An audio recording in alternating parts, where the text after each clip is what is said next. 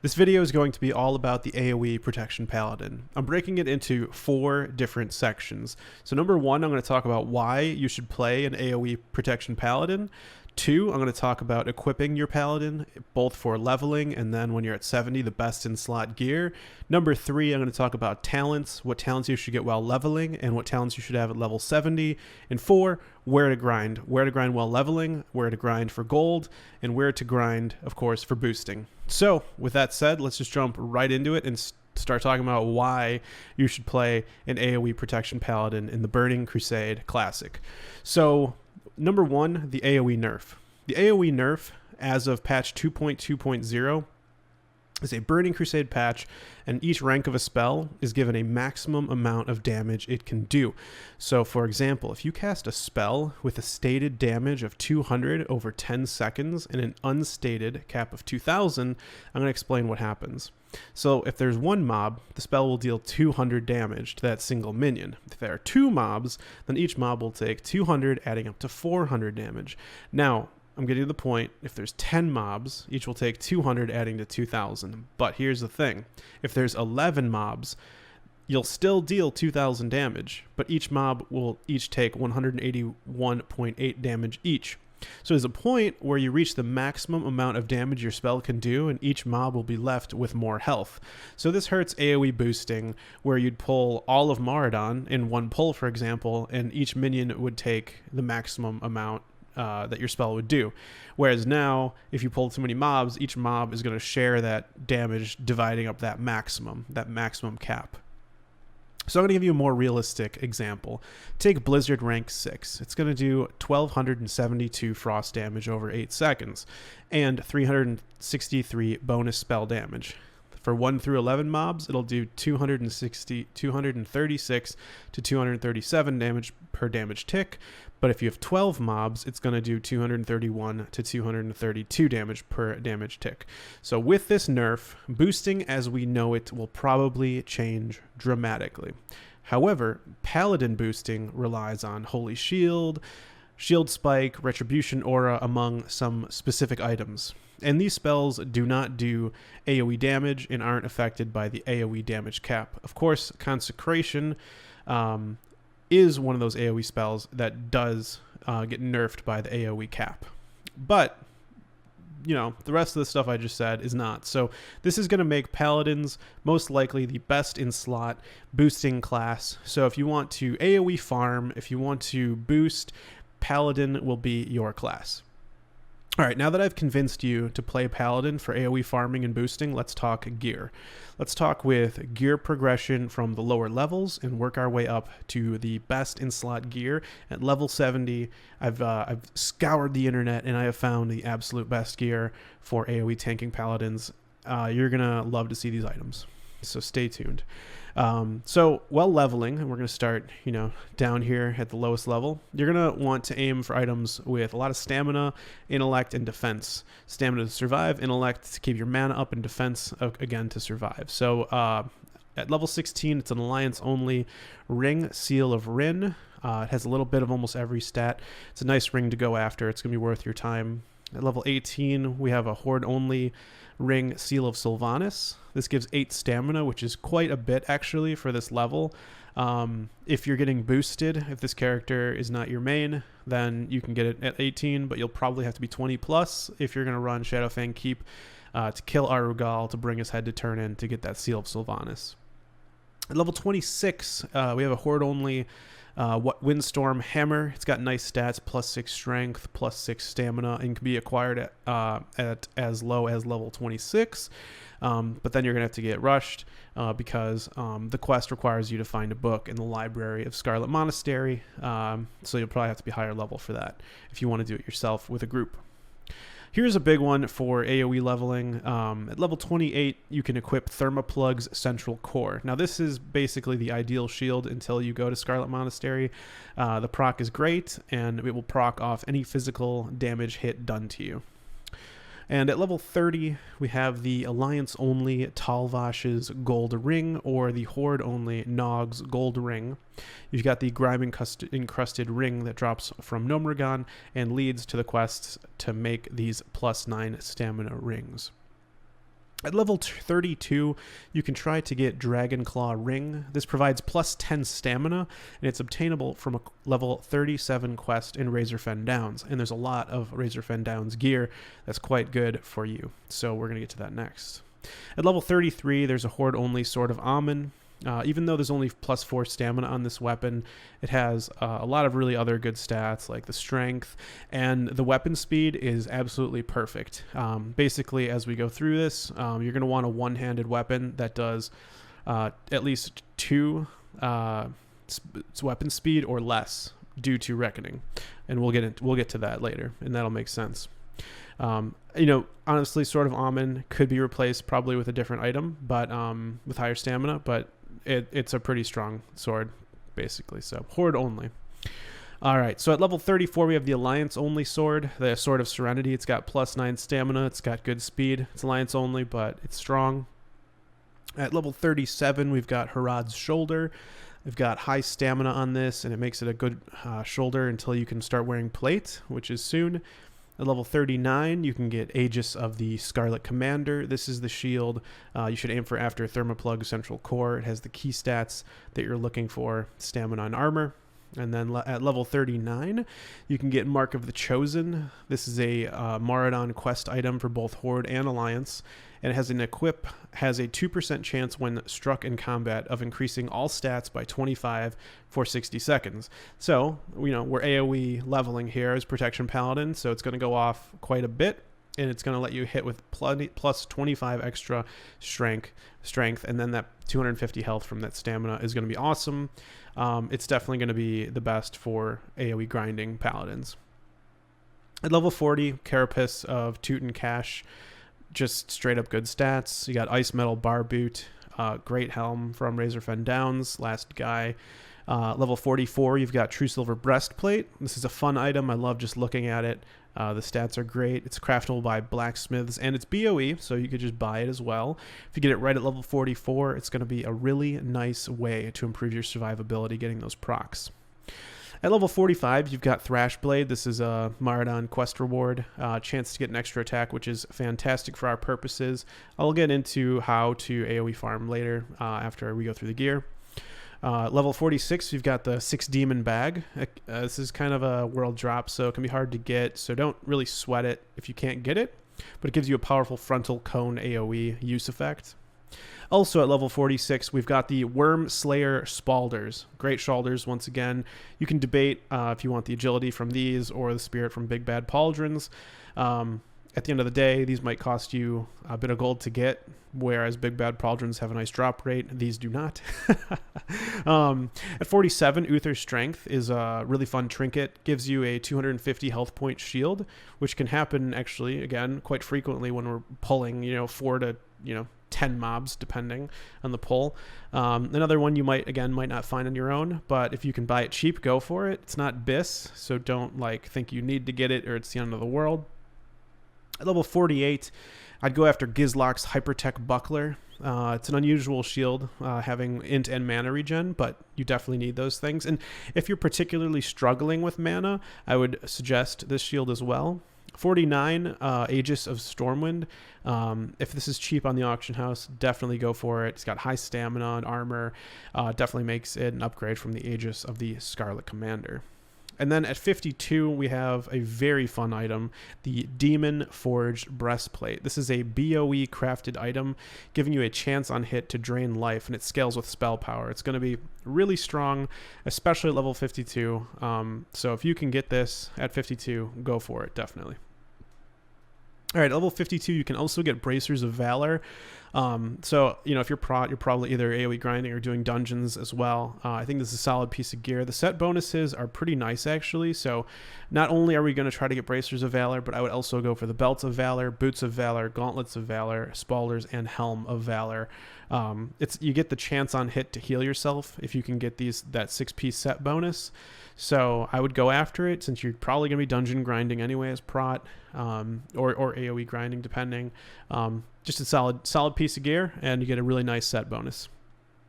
Of course, while you're doing dungeon grinds, if you can get Hand of Justice, of course it's helpful, but don't go out of your way to get this. Like, don't think it's necessary, but if it drops, yeah, you should definitely try to get that. At 54, Nagel Ring. Obviously, I mean, if you just read it, it's fantastic for AoE grinding. It's best in slot for your ring slot. You'll want it eventually, so the sooner you can get it, the better. So go out of your way to get this one, unlike the Valor set. Skull Flame Shield, level 54. Probably going to be really expensive, costing hundreds of gold, but it has a life stealing and AoE flame strike effect. So it's got really good armor and block. So it's super effective for grinding in the 50s and probably, until you get to Outland. Even then, it's probably still great up until you get the next shield, which I can't wait to tell you about. At level 60, you can equip the Essence of Pure Flame. It's actually BiS trinket slot. So if you can run Molten Core while you're leveling to 70, definitely try to get this. If you can't, totally understandable. You can get it later, but you're going to want to get it eventually. Level 60, you've got an optional. I put this optional, but it's up to your individual choice. We've got the Force Reactive Disc. It's got incredible damage. It's going to give you some really fast grinding, but it breaks really easily. There's a chance to lose 1 durability after blocking. So as a protection paladin who specs, to block, you're going to block a lot, and this thing's going to break really fast. So it could really kind of slow you down. So you're going to grind really fast. Things going to die much faster, but you're also going to have to get repairs a lot more. So it's optional, but it's an option for you if you're interested. All right, at level 62, we've got the new Burning Crusade shield that is the best in slot. I can't wait to tell you guys about it. It is the Petrified Lichen Guard. Okay, this shield comes with a proc that is a very nice damage over time effect whenever you block, and only requires grinding to Honored Reputation with the Sporagar in Zangar Marsh, and you have to collect 15 glow caps in order to purchase it. It procs on every single block, and the damage over time deals 12 damage every 3 seconds, stacking up to 5 times. Yes, that's correct. 60 damage every 3 seconds. This effect is affected by one-handed weapon specialization, which is a Burning Crusade change to not only deal the physical damage, but all of your damage is improved by 5% with 5 points in it. And it does a total of 63 damage per tick on a fully stacked dot with 5 out of 5 out of that, because 5% of 60 is 3.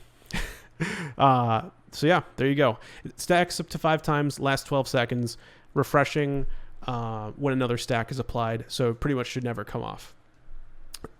So when you get this shield, really quickly, the first thing you should probably do is get the Fell Steel Shield Spike. Say that 5 times really fast. TBC has added the Fell Steel Shield Spike, and that is the best in slot shield spike. And I probably should have mentioned this while we were going through the gear, but you're basically always going to want a shield spike on your character while you're going through this.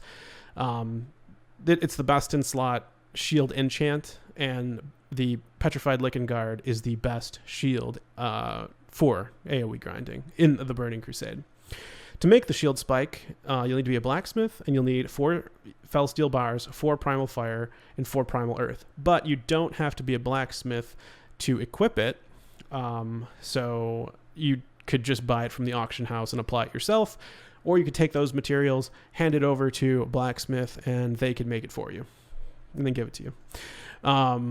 2 items that are very strong when combined with the whole AoE thing. These 2 together are the Figurine of the Colossus and Dabiri's Enigma. So Figurine of the Colossus gives you 32 block rating passive, and the use effect that each successful block heals you for 120. Effect lasts 20 seconds. Dabiri's gives you 125 block rating on use. So you can see the 2 have great synergy together. You pop both of them, and basically you're going to heal yourself to full, guaranteed. You're going to have like 20, 30 mobs on you, whatever it is. You just pop those 2, you're at full health within a matter of seconds.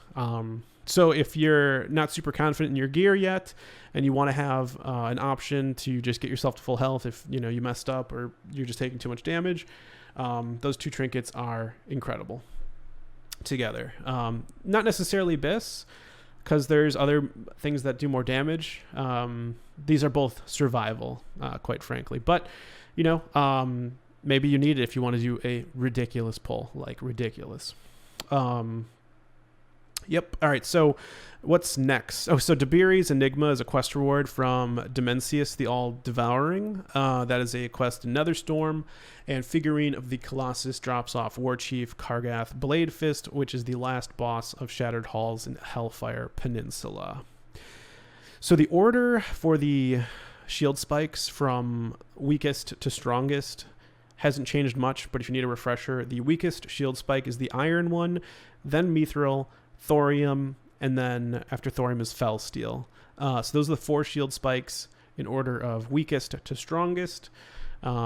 You'll want to always have a shield spike while you're doing this AOE Paladin business. All right, now that we've covered the items that are good while leveling, let's talk best in slot. Let's talk BiS, my friends. And we actually covered a few already. So the helm, the Crystalforge face guard. And the reason I want this helm is because if you look at the 2-piece set bonus, it gives you a it gives you 15 increased damage from Retribution Aura. Now, at rank 6, which is the max rank of Retribution Aura, it does 26 damage. So plus 15 increased damage is nearly a 58% increase in damage. Now, that's just ridiculous. That's just absurd. I mean, I'm going after that. I'm going to get that 2-piece set bonus. I mean, Retribution Aura is now like literally like 58% stronger. It's broken. It's crazy good. So get that 2-piece set bonus. The neck, you're going to want Steam Hinge Chain of Valor. And my logic here is I'm just looking for block rating. I want more blocks because the more blocks you get, essentially you're going to be doing more damage. You're going to get more procs from your shield. So it's just a really nice tanking neck piece, but it has block value or block rating. Shoulders, you got the Pauldrons of Stone Resolve, same logic there, block rating. Greater Inscription of the Night, I'd rather have more defense than dodge because you want more blocks, right? This is a Scryer enchant opposing the Alder enchant, which is flipped the defense and dodge stats. It's the only difference between the two, and honestly, it's not that substantial. For the back, you're going to want Cloak of Flames. This is just amazing if you can get it. The enchant on that, you'll want Major Armor. For the chest, Demon Forge Breastplate. It's fantastic. It's damage you want as much as you can get. I would enchant it with exceptional stats. For your bracer, Bracers of Dignity. Again, this is just a good tanking bracer. Nothing AoE special about it. Gloves, Razor Gauntlets. These are going to really help you. It's got that AoE damage. I'd enchant it with Major Spell Power. That's going to just provide a lot of benefit to like Retribution Aura, to Demon Forge Breastplate, Consecration, all your stuff basically. For your belt, just go after the Shatari Vindicator's Waistguard. Again, just another good tanking piece of gear. For legs, Crystalforge Leggards. So again, this is going to complete that 2-piece I talked about earlier. It's going to give you that 15% increased damage from Retribution Aura. You're going to want that. Not 15% increased damage, 58% increased damage. It's broken. It's broken, dude. 58% better. Broken. Boots, you're going to want Boots of the Protector. Just another good tanking piece. Enchant Boots, Boar's Speed. For the ring, we talked about this. You want the Nagel Ring. It's going to give you that 3 arcane damage every time someone touches you. For the ring, this is actually a very cool ring. You want on Dormu's Tier. So that's very nice. It's got exactly the stats we're looking for. Here's the fun stuff, the trinkets. Now, we talked a little bit about some trinkets you can go for, but in my humble opinion, I think that there are some trinkets even better. And one of those trinkets is Dark Moon Card Vengeance. So Dark Moon Card Vengeance is going to really help your damage quite a lot. Like, look at this, like the amount of damage that freaking card does. It's fantastic. And the chance on it happening, 10%. I mean, dude, that's going to proc a lot, my friend. So if you are, your character's like decked out, strong, not going to die, or maybe whatever, you're not pulling too many, definitely going to help your damage. I would go after Dark Moon Card Vengeance. Alternatively, I mentioned it, you could go after Figurine of the Colossus for more survivability, or maybe you want Figurine and Dark Moon Card. You could do both of those too. The other trinkets I actually already mentioned, Essence of the Pure Flame, you can get that extra DPS, or Dabiri's Enigma. So these 4 trinkets I think are all good. I think they all have their place. You can switch it out for something else. Like if you want the thing of 6 demons, bag of 6 demons, or whatever, go for it. Like it's up to you, but I think this is the best trinkets you can go after. For a weapon, I'm gonna say Crystalforge sword. It's got the stats we're looking for. And then for the enchant, actually Fiery Blaze enchantment. This gives your weapon a chance to actually do AOE fire damage. It's not an enchant an enchanter can do. You got to go do the quest, which I will link in the description below. For the shield, we talked about it. Petrified Lichen Guard with Fell Steel Shield Spike. That is absolutely best in slot. No question about it. Definitely go after that shield. And here's a really fun one. The Libram. So the Tome of the Lightbringer is, in my opinion, the absolute best in slot. Drops off Mother Sharaz in the Black Temple. The alternative would be Libram of Repentance, but your Holy Shield only has 8 charges, so I think it would be used up very quickly, making Tome of the Lightbringer have much more value for AoE farming, grinding, boosting, in my opinion, because it can't just turn off quickly, right? Okay, so for gems, a lot of these items are going to have sockets you've seen. So for your meta, I would recommend Eternal Earthstorm Diamond. It has 12 defense rating and plus 5% shield block. You've got Solid Star Valoon. It's got 12 stamina. Solid Azure Moonstone, 9 stamina. You've got the Subtle Living Ruby, which gives plus 8 dodge rating. You got Flashing Living Ruby, plus 8 parry. You've got Thick Dawnstone, plus 8 defense rating. Enduring Talosite, plus 4 defense rating and plus 6 stamina. You got Glowing Night's Eye, plus 5 spell damage. Remember, spell damage is good, and plus 6 stamina. Yeah, and you've got Shifting Night's Eye, which is plus 4 agility and plus 6 stamina. Agility is going to give you some armor, some chance to crit, and the stamina is good as well. Now, when it comes to consumables, there's a bunch. You probably already know all of them. I looked, and TBC didn't really add anything significant as far as I could find. You know, the Dragon's Breath Chili, you know, the Immolation Oil. You know, you should know if you did it in vanilla. If not, you know, you can start with those 2 and look up the rest. All right, so let's move on to talents. There have been a lot of talent changes going from vanilla classic World of Warcraft over to TBC classic World of Warcraft. And I'm going to walk you through some of those changes, and then I'm going to talk about the talents you should go and the order you should pick them while leveling, and then the order, or I guess just when you're 70, what's the best setup for your talents. So let's talk about the changes. So first of all, Improved Righteous Fury is now going to reduce damage taken by 2% per point up to 6%. Previously, that did not exist. Anticipation now increases defense skill by 4 per point versus 2 per point in Classic. So a nice little buff right there. Reckoning is very different in TBC. So they changed it pretty much completely. Instead of a 100% chance to get an extra attack after getting critically hit in Classic at 5 points, you have a 10% chance after being hit by any damaging attack that the next 4 swings within 8 seconds will generate an extra attack. So this is basically why you want to have a weapon that has 2 or less weapon speed, because you have 8 seconds to swing 4 times. So in order to get those 4 swings in within those 8 seconds to generate that extra attack, you got to have a weapon fast enough to swing 4 times within 8 seconds. It's a thing you could miss, but it's really important. Now, this change is good and bad. So you can't abuse the mechanic like in Classic. Since you only have 8 seconds to get those extra swings, you can't just collect your Reckoning and just explode on someone who doesn't see it coming, explode on someone. But it's more likely to proc more often in TBC, right? It's a 10% chance off just getting hit instead of a 100% chance off of getting critically hit. Again, it's important to have a weapon that is 2 speed or faster, because you're going to want you to get your 4 extra attacks. So another big update is the update to one-handed weapon specialization, which increases all damage you deal while you have a one-handed weapon equipped by 1% per point. And I want to stress all damage you deal. It's not just the physical damage that you're doing with your weapon. It's all damage. See, back in Classic, it was 2% per point, but only the damage you deal with your weapon. So in Classic, it could go up to 10% at 5 out of 5, but it was only your physical weapon. In TBC, it's 1%, but it's all your damage. So everything, right? Even the proc off the Sporagar shield. Holy Shield was buffed. Moving on to Holy Shield. In Classic, it increased block by 30% and dealt 65 damage for each attack blocked while active with a max of 4 charges. And in the Burning Crusade, Holy Shield does still increase chance to block by 30%. It still has 4 charges, but with the addition of a new talent called Improved Holy Shield, you can get the max charges up to 8 and also increase the damage caused by Holy Shield by 20%.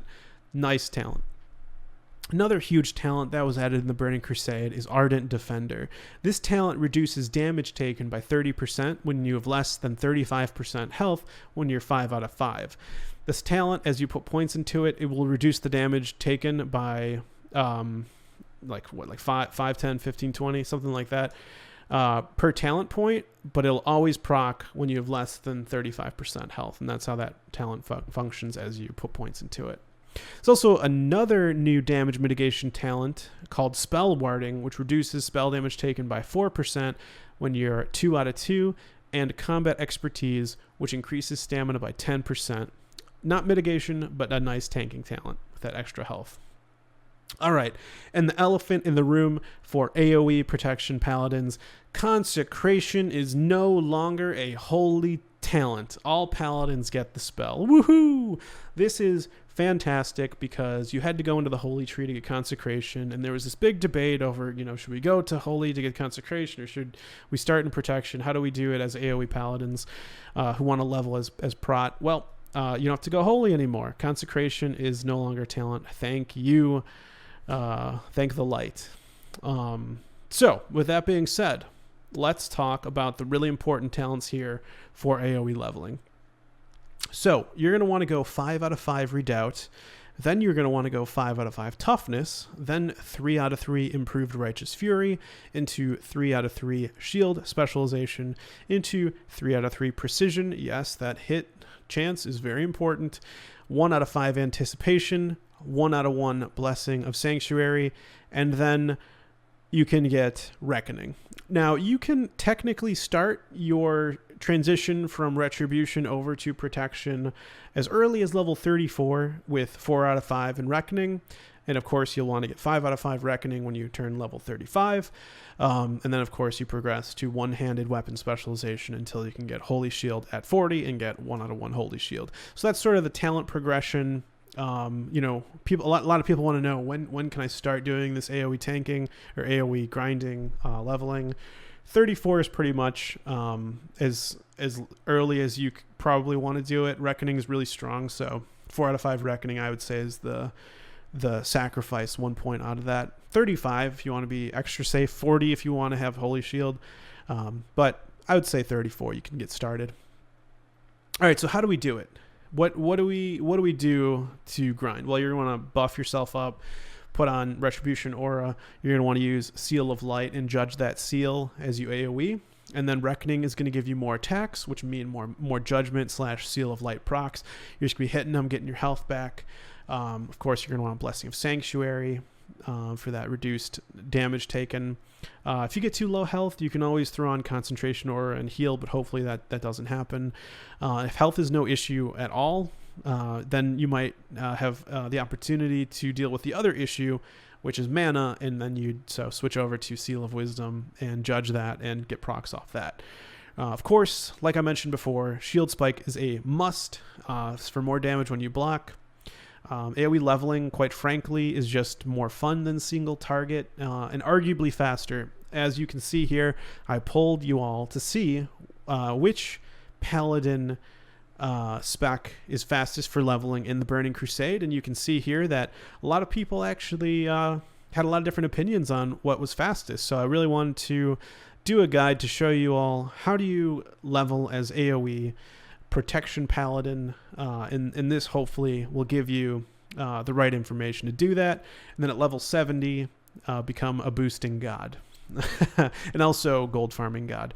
But we're going to get to that stuff. So that's basically how it goes. Of course, when you hit level 40, go with Holy Shield, all that stuff. Where to grind. This is a big one, right? Now that you've got the gear, you know how to do it. You got the talents. Now what do you do? So let's say you're level 34, right? I recommend you go to Hillsbrad Foothills and farm Dun Garak Dwarves. Now, you're probably thinking in your head, bro, those mobs are elite. I'm going to get owned. Yes, that's right. No, they're not. They're not elite. So these dwarves that were elite in vanilla are no longer in TBC. In fact, this is the case for a lot of areas that had elites, such as Stromgard with the ogres and trolls, and Jintha Allure with the trolls in Hinterlands.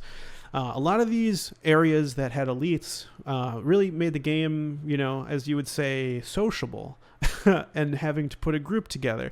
You don't really have to do that anymore, which is good or bad depending on your perspective on it. But I kind of like it. You can, if no one's around, you can just do Stromgard, and you can do Jintha Allure, you can do Battle of Hillsbrad if you're Horde by yourself. While you're in this area, I would recommend watching out for priests and riflemen. You don't necessarily want to pull them. Riflemen are ranged, and priests are ranged and heal, so be careful with those. You can also go to Duskwood, and there's tons of Nightbane Worgen, Worgen everywhere. You can AoE grind those safely for the most part. Actually, I think it's contested. Whatever. Go on a PvE realm. Level 30 to 33, you can also do Hillsbrad Foothills. You can do the Cave Yeti. You can do the Ferocious Yetis. They're inside the cave between Terran Mill and Hillsbrad. Great for AoE grinding. There's freaking tons of them. They do enrage at low health, but there's a ton of them. And even though you can't mount up, and by the way, you can mount level 30 in the Burning Crusade, still a good area to go. Here's a really great one, Arathi Highlands, the Dabiri militia and Dabiri laborers. They'll run away and pull others, which can be good or bad depending on how geared you are. And by the way, you really want to be geared. That's kind of why I listed some of the gear to go after while you're leveling. Of course, gear is always important, but especially when you're, doing AoE protection paladin, it could really make or break you. So at level 31 to 33, you've got the Arathi Highland Syndicate Highwaymen, Syndicate Mercenary, Syndicate Pathstalkers. Pathstalkers have a ranged attack, which kind of makes them a pain in the you-know-what. After they run, they can attack it. They'll just turn around and attack you at range, which is kind of annoying. So you might have to move and pull them back to melee distance. But the barns actually provide a really good enclosed space that you can just LOS them into there. And some of these mobs dual wield, which means they're going to hit you faster, which makes AoEing that much better. So definitely a good spot if it's not taken by mages or something. You've got, at level 32 to 34, you got Desolace, Sargeron, Hate Fury Satyrs. They're a bit spread out, which makes this area a little difficult to grind, but there's a lot of them. 33 to 38, you've got Arathi Highlands, Hammerfall Peons, and Hammerfall Grunts at the Goshek Farm. You're going to have to be Alliance for this one, of course. I'm almost positive Horde cannot kill their own Hammerfall Peons. The Hammerfall Grunts are going to enrage, which increases their damage, and they will also cast Infected Wound on you. So keep that in mind. Of course, you're a Paladin. Who cares, right? 35 to 38, you've got the Dustswallow Marsh Murlocs. Pretty straightforward. 37 to 40, you've got the Cresting Exiles. Some of them AoE Frost Nova, so keep that in mind. Level 40 to 42, you've got Badlands Earth Elementals and Trogs. 41 to 43, you've got the Swamp of Sorrows Murlocs. They're freaking everywhere along the coast. Do keep in mind that the Ink Spewers do cast a debuff that lowers your chance to hit by 50%, negating Reckoning, and I would say nullifying a lot of that health and mana procs that you would have gotten because you're not hitting. The Marsh Oracles are casters that ignore your avoidance and mitigation from armor as well, since they're casters. And there's also a level 50 caster roaming in there. So keep that in mind if you want to go farm those Murlocs. Alternatively, you could also go to Fairloss and do Wood Paws. They can get a little high level, so I'd recommend 43 to 46 is a good level range there. At 43 to 48, the Zul'Farrak Scarab is just prime time. If you run the instance and your group doesn't kill it, then just go ahead and do that on your own. When everyone's left the instance, you can just, AoE that before you leave. At 45 to 48, you have the Tanarus South Sea Pirates. They're all over the place. They're both in that cave area, and they're also just along the east side of Tanarus. However, keep in mind some pirates do use ranged weapons, and you know how that works. Run into the houses, whatever. But the dock workers are all melee, but they do disarm. You can never have your cake and eat it, right? At 45 to 48. Got the Feral Scar Yetis. They're everywhere, just in and around the caves. They all enraged, but they're all super squishy. And the Ogres, honestly. The Dune Maul Brutes and Dune Maul Enforcers. It's the first thing that came to mind when I thought squishy. Like, dude, those Ogres are so freaking squishy. At level 46, 48, go to Tanarus, go to the Dune Maul compound, and just kill those guys. They're so squishy. They do the Enforcers, I think, have like a knock up and do some damage, but like a knock up. But they they have really low health. And there's multiple camps all across the Southwest. Oh, and some of them are casters though that'll put a curse on you that deal make you deal thorns damage to yourself. So watch out for that, actually. Definitely watch out for that. Also at 46 to 48, you could go to Feralas and do the Freyfeather Skystormers. There's a lot of those all throughout Feralas. And then, speaking of the Freyfeather, that reminds me of, just generally any harpies in Feralas. If you're level like 48 to 50, you could basically go grind. If you're Horde, actually, and you're actually on the opposite side of the world, if you go to the Blasted Lands, you've got the Netherguard Miners. This is Horde only. It's near Netherguard Keep. You go into the mine, and you just have fun there. They do sunder your armor. Shouldn't be that big of a deal. 48 to 51, you've got the Thistle Shrubs, so it's a nice transition from the Tanarus Dune Maul compound over down to Thistle Shrubs if you want to do that type of grind. There's also some quests there, so should be a good area. They do entangle roots, and I think they cast regrowth on themselves. Other than that, nothing to worry about. Let's see here. What else do we have? I'd say at 48 to 51, you can also do the Fellwood Deadwood Village Deadwood Furbolgs. There's a lot of ranged and healer mobs. In fact, they actually do have a minus 50% healing debuff, I believe. There's a lot of them in a very small area, and they're really squishy, so definitely great. Just watch out for that healing debuff if you're not too tanky. At level 50 to 54, you can move on to Western Plaguelands, I would say. Dude, Sorrow Hill just is like screaming in my head right now. Sorrow Hill, you got the Skeletal Flayers, you've got the Slavering Ghouls. It's freaking fantastic farm area. Once you hit level 52 or around 56, you go to Fellwood, Jadefire Run, do the Jadefire Satyrs. Usually grouped in 4 or 5. You might have like one caster part of the group. Super squishy, and they drop Fellcloth, which sells fairly well in the auction house, even to this day in the Burning Crusade. If you're doing it with someone, watch out for the Jadefire Tricker. He will mind control one of you. And that's no fun. It's like they mind control the AOE Paladin. The healer's just like, oh my god! I'll bum rush him.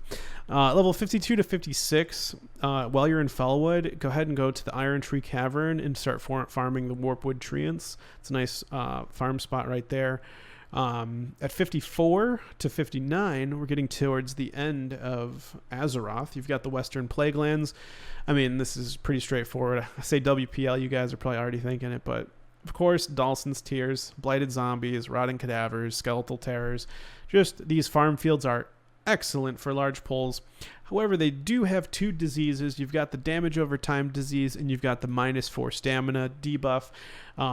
Frankly, it's going to happen so frequently that it's almost casted on you too often to dispel. So I wouldn't even worry about it. Like, I would just live with it. Honestly, -4 stamina, -40 health. Who cares, right?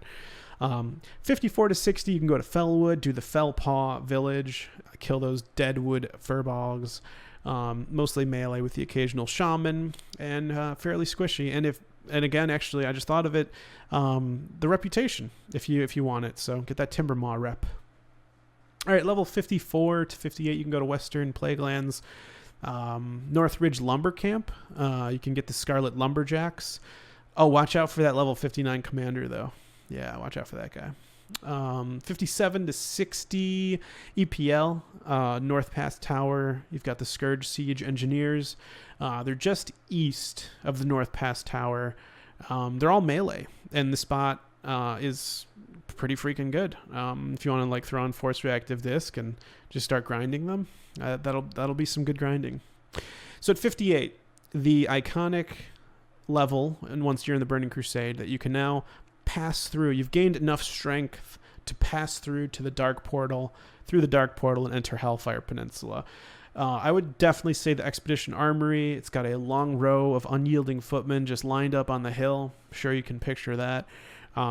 Huge pulls, but very, very slow respawn rate. So keep that in mind.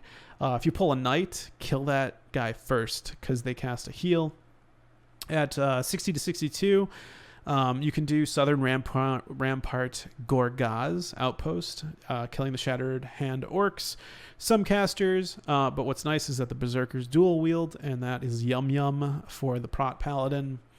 Also in Hellfire Peninsula, you've got the Ravager Nest on the path to Tarot-Kar.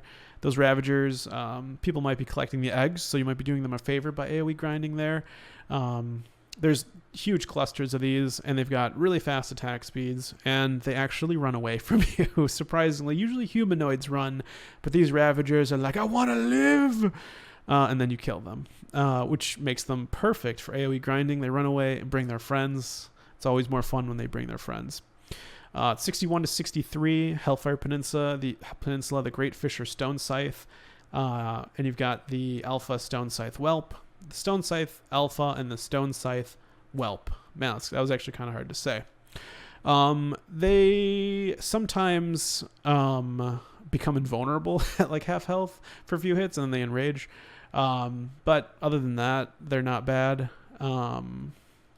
I would avoid the burrowers. I don't know if you remember Hellfire Peninsula. You've got these worms just crawling around. Try to avoid them because they're super annoying.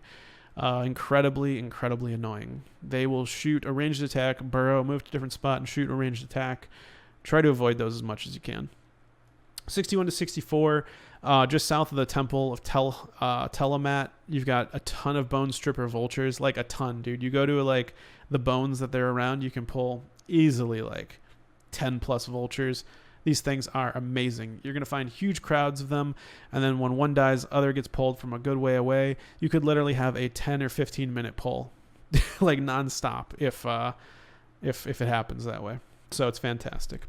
Level 65 to 68, head on over to Nagrand. The Ancestral Grounds Fallen Orcs are just prime time. You've got tons of undead orcs with pretty decent loot tables and crystals for the repeatable quest, and Hala for an easy 10k rep every 10 crystals. 10k experience, excuse me. It's 68 to 70, head on over to Death's Door and kill all the demons there. There's a ton there. And then at level 70, Shadow Moon Valley, Demon Hunter Supplicants. Those guys do like very little damage, have not that much health, and there are a ridiculous number of them. And of course, you're level 70, so now dungeons, go forth, get the BiS gear that I listed out before, and use that to start boosting. Like I mentioned, if you're 70, you can go back to some of these grind spots. Like level 70 Shadow Moon Valley Demon Hunter Supplicants are going to drop tons of stuff. You could probably get like at least 100 gold an hour just getting the Scryer reputation tokens, Sun Fury signets, and whatnot. You can also again start boosting. Go do stockades, go do whatever you want to do. Dead mines. You have the ability. You have the best class for it. That's pretty much everything. So hopefully you now have a better idea on why you should make an AoE Paladin and how to do it. What gear to go after, what talents to do, what buffs to get. I've laid it all out. I know it's a ton of information, so if you feel like you need to go back and refresh on something, definitely feel free. If you learned absolutely anything from this video, I would love if you gave it a like. That helps out tremendously. Subscribe if you want to see more videos like this. Let me know in the comment section below what you liked, what you didn't like, your opinions. Did I miss an item that you think is better? and let me know your thoughts. I'd love to hear from you guys. So with that said, guys, I'll see you guys in the next video. Take care.